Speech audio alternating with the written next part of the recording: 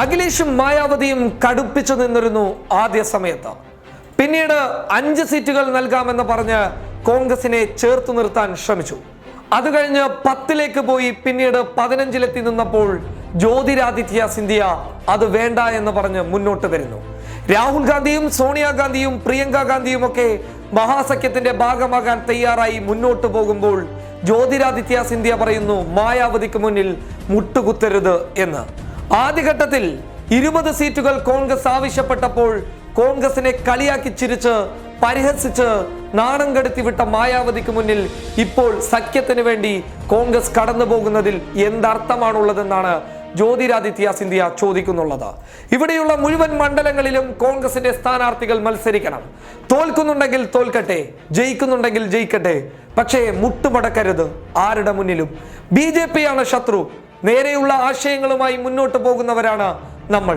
നമ്മുടെ അതേ ആശയമുള്ളവരാണ് SP-യും BSP-യും. എന്നിട്ട് പോലും സഖ്യത്തിലേക്ക് ക്ഷണിച്ച് മാന്യമായിട്ടുള്ള സീറ്റുകൾ ആദ്യഘട്ടത്തിൽ തരാൻ തയ്യാറാവാതെ വെറും 2 സീറ്റുകൾ നൽകി നിങ്ങൾ മഹാസഖ്യത്തിന്റെ ഭാഗമാണെന്ന് പറഞ്ഞവരോട് ഇനി എന്തിന് കൂട്ടുകെട്ട് എന്നുള്ള ഒരു ചോദ്യമാണ് ജ്യോതിരാദിത്യ സിന്ധ്യ മുന്നോട്ട് വെക്കുന്നുള്ളത്. ഈ ചോദ്യം പ്രസക്തമാണ് എന്നുള്ളതാണ് കോൺഗ്രസ് പ്രവർത്തകർക്കിടയിൽ നിന്നും ഉയർന്നു വരുന്ന വാദവും. അതായത് പലരും പറയുന്നു ജ്യോതിരാദിത്യ സിന്ധ്യ പറഞ്ഞതാണ് ശരി.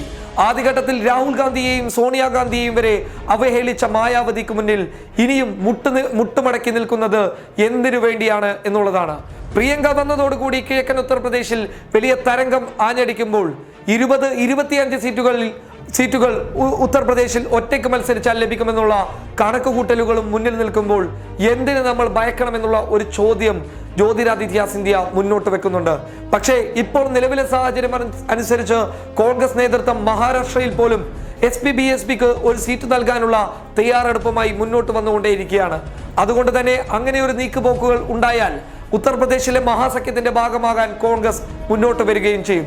അങ്ങനെ പോയി കഴിഞ്ഞാൽ ജ്യോതിരാദിത്യ സിന്ധ്യ തന്റെ വാദത്തിൽ ഉറച്ചു നിന്നാൽ കോൺഗ്രസിനകത്ത് ഒരു വലിയ പോർ നടക്കുമെന്നുള്ളതും കണക്ക് കൂട്ടുന്നുണ്ട്. News desk public Kerala.